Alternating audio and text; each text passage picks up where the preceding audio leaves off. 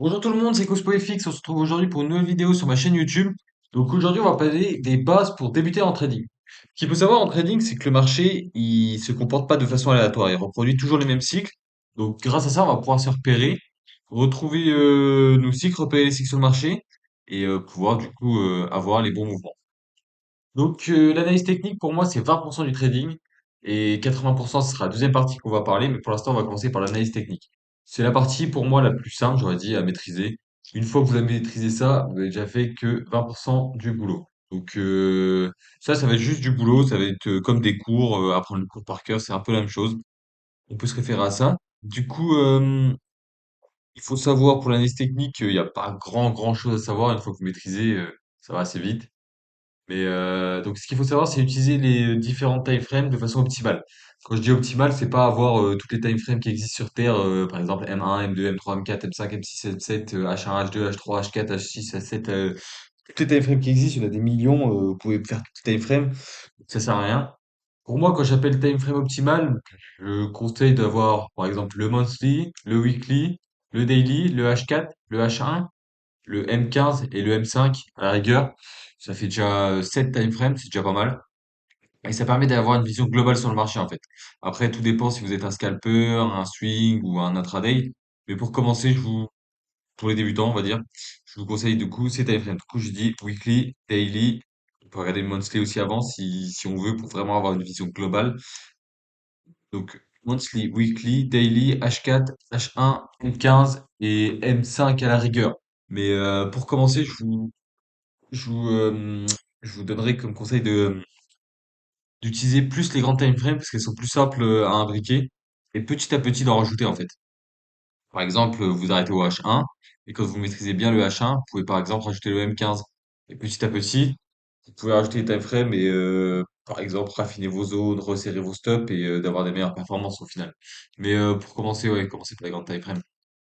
Donc évitez les milliers d'indicateurs. Les milliers d'indicateurs présents sur TradingView, ils vont pas vous servir. Pour être honnête, ils peuvent vous servir dans votre stratégie, mais ça sert à rien d'en avoir 10, 20. En fait, c'est encombrer son cerveau pour pas grand-chose. Vous allez avoir la tête sur le RSI, sur le MACD, sur les moyennes mobiles, sur etc., etc. Et au final, vous avez même pu regarder les bougies, ça, sert à rien, vous attendez vos confirmations sur vos indicateurs, vous avez même pu rentrer, soit vous rentrez plus en trade, soit vous allez prendre trop de trades, soit votre cerveau il va être trop perturbé, vous verrez pas ce que le prix il vous fait en face de vous. Donc moi je conseille que pour le début, pas mettre d'indicateur. Après, si vous avez un indicateur qui marche bien, si vous voulez mettre les volumes, le volume profile, des choses comme ça, vous pouvez. Mais moi, je sais que j'utilise le seul indicateur que j'utilise en fait, c'est même pas, on peut même pas considérer ça comme un indicateur, c'est juste quelque chose qui me trace la zen session. Ça me trace juste un carré sur la zen session. Donc vraiment pas quelque chose qui me dit le prix va aller là, le prix va aller là. C'est juste en fait pour que ce soit plus clair sur mon marché, que je vois où est la zen session. Je pourrais me lever le matin et puis tracer mon rectangle sur la zen session, ça serait la même chose quoi. C'est juste une petite aide quoi. Donc ouais, évitez les milliers d'indicateurs. Ou alors, n'en mettez pas des dizaines et des dizaines et vraiment poncez l'indicateur pour le connaître par cœur. Mais pour moi, il n'y a pas de grande utilité. Donc, avoir ces scénarios prêts et réagir en fonction du marché. Comme on peut voir sur la capture d'écran à côté. Là, par exemple, j'ai analysé mon marché le dimanche soir. J'ai tracé mes zones, tac, tac, tac, etc., etc. Assez simple, avec des indications claires. Par exemple, si c'est un H4, M15, H4. Ce que c'est sur les traits, j'essaie de mettre pour pouvoir me repérer en un coup d'œil, je sais ce que c'est. Et quand je parle des scénarios, en fait, c'est les flèches. Là, je me dis, soit il va baisser, revenir et partir, soit il va remonter un peu et repartir. Donc ça, c'est mes deux scénarios que je préconise. Et ensuite, c'est pas parce qu'il me fait, il monte un peu que je vais chercher à vendre. J'attends d'avoir mes confirmations, mais j'ai mon scénario 1, par exemple, qui est de monter puis redescendre. Je vois que ça monte, j'attends mes confirmations et je rentre au marché. C'est pas parce que ça monte que je vais rentrer. Non, je réagis en fonction de ce que le marché me donne. Mais j'ai mes scénarios prêts dans ma tête et qui sont assez clairs. J'ai pas 12 000 scénarios, par exemple. J'ai pas, si ça monte là, hop, ça peut repartir là, ça peut repartir là, tac, tac, tac, dans tous les sens. J'ai deux scénarios, deux voire trois scénarios assez simples. Ça dépend des semaines. Des semaines, j'ai pas de scénario, je sais pas du tout. J'attends que le marché me dessine quelque chose. Mais souvent, ouais, j'ai deux scénarios et j'attends que le marché me donne quelque chose. Je vois ce qu'il fait quand il arrive dans mes zones, quand il prend mes liquidités. Et ensuite, j'entre au marché. Donc voilà. Et pour l'analyse technique, je conseille aussi de tracer les zones de liquidité. Par exemple, les PDL, donc c'est les plus hauts du jour, les plus bas du jour, les plus hauts de la semaine. Il y a les ouvertures du mois, les ouvertures de l'année, il y a tout ce qui est trendline, il y a tout ce qui est call, par exemple. Il y a tous les tops, toutes les sessions. Il y a beaucoup de liquidités, mais les plus importantes, quoi, déjà pour commencer. Moi, j'ai mis que les plus importantes. En gros, c'est mes cibles à prendre, et après mes targets en soi. Quand, par exemple, il aura pris ses liquidités, je targeterai une autre liquidité ici en bas, ou voilà. En fait, c'est le prix, il est aimanté par les liquidités. Donc ça, c'est bon à savoir. Donc une fois que vous avez une liquidité de prise, souvent il va aller chercher de l'autre liquidité en face. Comme je vous ai dit, le marché il est pas aléatoire, c'est toujours un cycle, c'est toujours la même chose. Après, toujours la même chose, pas exactement, mais le marché il prend une liquidité, il se retourne, il va à l'autre liquidité, et tac, tac, tac, il vole liquidité en liquidité. En gros, il est aimanté par la liquidité. Donc voilà pour les 20%, du coup pour l'analyse technique. Donc on a dit utiliser différents time frames, éviter les mises indicateurs, avoir un scénario de prêt, et réagir en fonction du marché surtout, pas réagir avant que le marché nous dessine des choses, et tracer ses zones de liquidité. Juste un petit message pour vous dire que mon canal Telegram est dispo en bio. Et du coup, je partage mes analyses comme il y a sur le côté, des petits conseils. Des fois, je fais des lives, il y a des trades, il y a pas mal de choses. Donc voilà. Donc on va passer à la deuxième partie de la vidéo. Donc la psychologie. Donc pour moi, la psychologie, c'est 80%. Au début, quand j'ai commencé le trading, tout le monde disait la psychologie, c'est 80%, c'est 80%. Moi, je dis, une fois que je maîtrise l'analyse technique, c'est bon, je sais trader. Et au fur et à mesure que ça avançait dans mon trading, j'ai vu que je maîtrisais l'analyse technique, mais que la psychologie, ça allait pas du tout. Et c'est là que je me suis rendu compte que ouais, la psychologie, ça avait une grande part. Même si au début, je me disais, non, c'est bullshit, la psychologie, on s'en fout. Moi, je veux mes trades, dès que mes trades sont tracés, je rentre au marché. Non. La psychologie, je me suis rendu compte que c'est vraiment très important. Donc, il y a plusieurs qualités à bosser pour devenir un bon trader. Donc pour moi, la patience. Pourquoi la patience? Parce que quand vous êtes devant votre graphique, peut-être que sur une semaine ou 2 semaines ou un jour, le marché il va rien vous donner. Il n'y aura pas de trade à prendre. Du coup, vous serez là à attendre, attendre, attendre. Et si par exemple vous êtes tout le temps devant les graphiques, le problème c'est que vous allez vouloir rentrer, vous allez rentrer, vous allez vous faire stop. Et ensuite, en fait, c'est l'effet boule de neige. Vous prenez un trade parce que vous n'avez pas été patient, du coup, que vous respectez pas votre plan. Après, vous allez prendre un revenge, après vous allez retake, et etc., etc., et vous allez cramer le compte. Et après, vous avez pu respecter votre money management, etc. Donc ça va assez vite, hein. La psychologie, en trading, elle est vite mise à jeu. Donc la patience. Donc voilà. Et le conseil pour être plus patient, du coup, je vous conseille de mettre des alertes sur TradingView. En fait, vous tracez vos zones, tac, tac, tac, sur vos graphiques. On va aller voir directement sur le graphique, ce sera peut-être plus simple. Du coup, vous avez vos zones. Donc voilà, c'était le graphique qu'on avait tout à l'heure. Tac. Et une fois que vous avez vos zones, vous mettez clic droit, ajouter une alerte. Vous faites chercher vente par exemple. Tac, et vous faites créer. Ça vous crée une alerte. Votre téléphone il va sonner quand le prix est dans la zone. Et une fois que le prix est dans la zone, bah vous cherchez à rentrer avec vos confirmations. Que ça évite d'être tout le temps sur les graphiques, dès qu'on a une petite réaction de dire ah je rentre, je sors, je rentre, je sors. Donc voilà pour ce qui est de la patience. Ensuite, du coup, on a tac, le calme.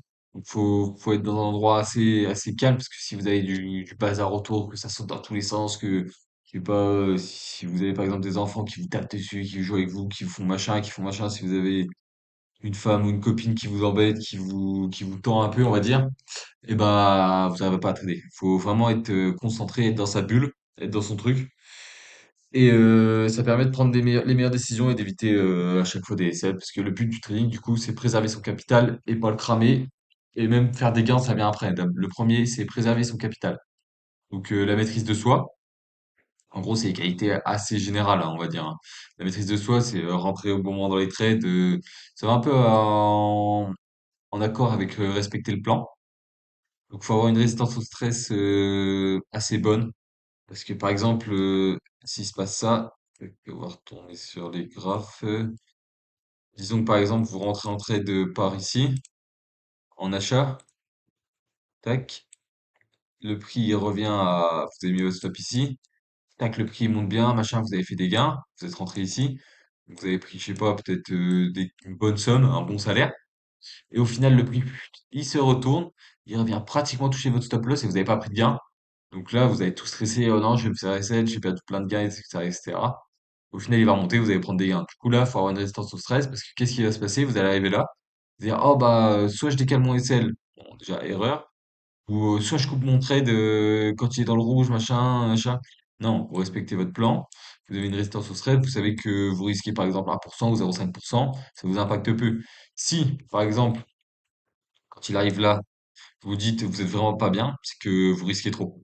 Réduisez votre risque. Donc, si par exemple vous êtes pas bien pendant un trade, vous réduisez votre risque. Et ça vous permet dans les prochains trades d'être un peu mieux. Et petit à petit, vous remontez votre risque pour arriver au risque prévu au départ. C'est 1% ou 1,5 ou 2. Je ne conseille pas de dépasser 2% parce que ça commence à faire beaucoup. Même 1%, c'est déjà pas mal. Donc voilà, réduisez votre risque. Petit à petit, vous augmentez, vous habituez votre cerveau à avoir des chiffres comme ça. Et ça va aller. Donc là-dessus, on est bon. Donc résistance au stress, on a dit. Et ensuite, il y a l'humilité. Ça sert à rien de vous vanter, par exemple, si vous avez fait un TP, oh, j'ai fait un TP, j'ai fait un TP, machin, etc. De le dire à tout le monde. Parce que le marché, il va vous corriger. Le marché, de toute façon, il en a rien à faire de vous, il a pas besoin de vous. Et des SL, vous allez en prendre. Du coup, restez humble face au marché. Vous avez pris un TP, très bien. Prochain trade. Voilà. Il n'y a rien de plus. En fait, il faudrait être comme un robot. Il faudrait pas avoir d'émotion. Vous avez pris un TP, vous avez pris un SL, c'est la même chose. Ça vous pose pas de problème. Donc voilà. Ensuite, il faut avoir un plan simple. Quand je dis un plan simple, c'est pas un plan, par exemple, qui fait deux copies doubles. Vous n'êtes pas là pour faire une rédaction, une dissertation ou quelque chose comme ça, tu vois. Donc, avoir un plan simple qui fait une dizaine de lignes, par exemple, avec ce que vous devez attendre, comment vous analysez le marché, quel time frame vous utilisez, par exemple, quelle zone vous attendez, quel risque, pourquoi vous rentrez, les horaires, par exemple. Tout ça, c'est assez, ça rentre dans le plan, en fait. Et ouais, faut pas qu'il soit trop long parce que sinon vous allez jamais le respecter ou vous allez jamais rentrer en trade. Donc faut que ça tienne, disons sur ouais une demi-feuille ou plus vous le raffinez, plus il sera petit, plus il sera simple à respecter en fait parce qu'il y aura moins de conditions à valider. Et surtout oui, dès que vous avez votre plan qui est clair, après vous pouvez le modifier petit à petit pour l'améliorer, mais surtout il faut le respecter quoi. Donc, je vous conseille de traquer vos trades. Donc, c'est-à-dire, dès que vous avez pris un TP et un SL, vous mettez tout dans un Notion ou dans un Excel ou des choses comme ça, avec bah, tout, pourquoi vous êtes rentré, si vous êtes rentré en achat, les captures d'écran des graphiques, les choses comme ça, et si vous avez respecté votre plan. Comme ça, par exemple, à la fin du mois, vous faites un récap, pardon, excusez-moi, excusez mon accent. Vous faites un récap et vous vous dites, ah bah celui-là, j'aurais pas dû le prendre. Pourquoi? Vous le mettez sur un papier, tac, tac, tac, pourquoi j'aurais pas dû le prendre? Et ça va vous permettre d'améliorer petit à petit votre plan et d'améliorer du coup votre trading. Donc il faut aussi bannir les retakes, les revenge et le no money management. Donc bannir les retakes, en fait retake, je vais vous montrer ce que c'est. Tac. Ceux qui savent pas. Donc vous êtes ici en train de trader, tac, vous achetez ici. Ok, ça respecte votre plan, vous avez eu, je sais pas, ça, ou par exemple ici, vous avez vu votre cassure, tac, retour. Vous prenez celle. Ok, pas de souci. Le marché n'a pas voulu respecter. Direct après, vous voyez que ça réagit un tout petit peu, que ça repart dans l'autre sens. Hop, vous rentrez. Vous prenez celle. Qu'est-ce qui se passe? Oh, le marché, il réagit directement. Vous reprenez celle. Et en plus, là, vous êtes dit, oh, bah, au lieu de risquer 1%, là, je risque 1,5 pour rattraper. C'est pas dans votre plan. Et là, vous dites, oh non, bah, je risque 3%. Et au final, vous avez perdu 1, 2,5, 5,5, au lieu de perdre que 1%. Donc, voilà. Donc, on essaie d'éviter les retakes. Quand le marché vous a sorti, pas grave, tant pis, il vous a sorti, c'est tout. C'est simple. Il vous a sorti, il n'y a pas de souci, il y aura d'autres trades, on attend patiemment. Les revenge, du coup, retake revenge, c'est un peu pareil. En gros, c'est quand vous faites SL, bah, vous re-rentrez directement au marché, sans avoir de confirmation, sans respecter votre plan. Du coup, vous respectez pas l'étape 2. Et pas de money management, c'est par exemple quand, quand vous avez pris un SL, bah, vous augmentez votre risque, ou vous diminuez votre risque, ou vous bougez votre SL. En fait, vous respectez pas votre plan et ça fait que le plan, bah, il sert à rien au final, hein. Donc voilà. Donc on a dit 20% technique, 80% psychologie. Du coup, dès que vous maîtrisez la technique, n'hésitez pas à bosser la psychologie, vous mettre dans des sessions de trading, observer, voir ce qui se passe. Par exemple, il y a beaucoup de livres à lire, vous mettre dans des situations de stress, on va dire. En gros, c'est comme un sport de combat ou pas un sport de combat forcément, mais comme un sport. Petit à petit, ça va venir. En fait, c'est avec l'entraînement. Par exemple, si vous faites de la muscu le premier jour, ah bah, c'est dur de porter les poids. Le deuxième jour, c'est un peu plus simple. Troisième jour, c'est un peu plus simple. Quatrième jour, c'est un peu plus simple. Et au fur et à mesure du temps, ça va devenir de plus en plus simple. Et ça va permettre d'évoluer dans votre trading. Donc tout ça, c'est qu'une question d'expérience. Et c'est qu'une question de temps. Du coup, surtout, faut pas lâcher. Si vous êtes passionné et que vous savez que vous allez réussir là-dedans, surtout lâchez pas. Parce que moi aussi, toutes les erreurs que je vous dis là, je les ai faites. C'est pour ça que je les connais. Je suis passé par là. Dans tous les cas, j'ai fait toutes les erreurs.